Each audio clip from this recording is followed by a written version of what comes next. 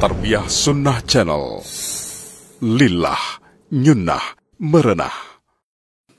Kalau Allah mencintai seorang hamba, Allah ingin agar si hamba itu bersih dari dosa. Ditunggu tobat? Tidak. Atau ada tobat kurang berkualitas. Allah bantu untuk menghapus dosanya dengan diberikan ujian dan musibah, baik sakit, kesedihan, atau penderitaan lain. Berkata Rasul sallallahu alaihi wasallam, "Innallaha idza ahabba qauman ibtalahum." Sesungguhnya Allah kalau mencintai satu kaum, Allah akan memberikan ujian atau musibah kepada orang itu. Apa dampak dari musibah dan kenapa kalau mencintai itu harus diberi musibah? Karena untuk menggugurkan, menghapus dosa-dosanya. Semua penderitaan, lahir atau batin, fisik ataupun psikis, sakit badan atau sedihnya hati, merasa terteror dan tidak nyamannya hati, resah dan gelisahnya hati, itu menggugurkan dosa yang diterima oleh orang itu. Semakin gede penderitaan, semakin banyak dosa yang gugur.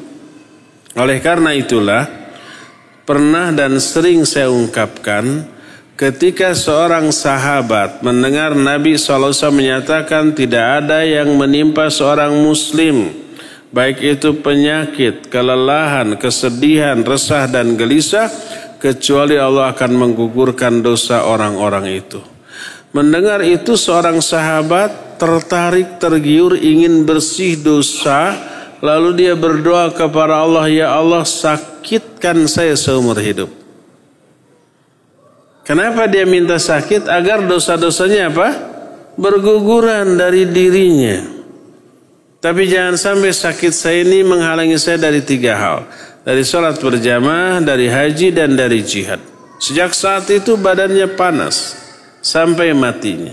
Ya. Kenapa? Karena dia tergiur dengan keuntungan dari sakit. Berupa berguguran dosa, berupa dapat pahala dari kesabaran. Asal sabar, jangan banyak mengeluh. Jangan banyak merintih atas sakit yang dideritanya. Apalagi umpamanya suudzon kepada Allah dan menyalahkan Allah. Ya Allah, kenapa orang kafir, orang yang durhaka tidak ibadah sehat-sehat saja, saya yang suka ibadah kok diberi sakit? Nggak boleh suudzon begitu. Sakit itu kasih sayang Allah. Dengan sakit dosa gugur. Orang yang sehat dengan sehatnya dia wajib ibadah, wajib ikhtiar, ternyata tidak, itu nambah dosa. Sehatnya lebih banyak nambah dosa. Kalau sakit jelas mengurangi dosa, menggugurkan dosa, meraih pahala kesabaran. Selain itu doanya dikabul, didengar oleh Allah Azza wa Jalla. Maka dalam sakit perbanyaklah doa, perbanyaklah zikir, perbanyaklah optimisme, sabar, jangan mengeluh, jangan merintih, jangan suudzon kepada Allah. Maka itu baik sampai Allah memandang kita sudah layak untuk diberi kesembuhan dari rasa sakit kita. Ya.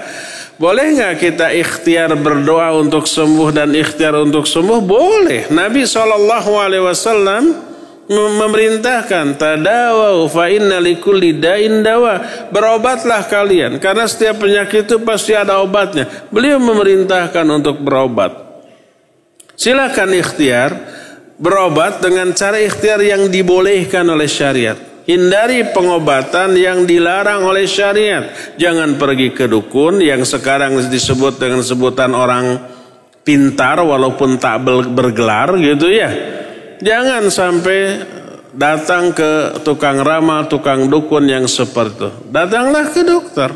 Datanglah ke terapis kesehatan yang berlisensi, yang bisa memberikan terapi yang bisa menyembuhkan secara medis, secara rasional, secara logis ya, dan berdoalah kepada Allah Azza wa Jalla. Selama proses penyembuhan itu berjalan, wajib sabar, wajib banyak berdoa dan berzikir kepada Allah, maka yang diperoleh hanyalah keuntungan.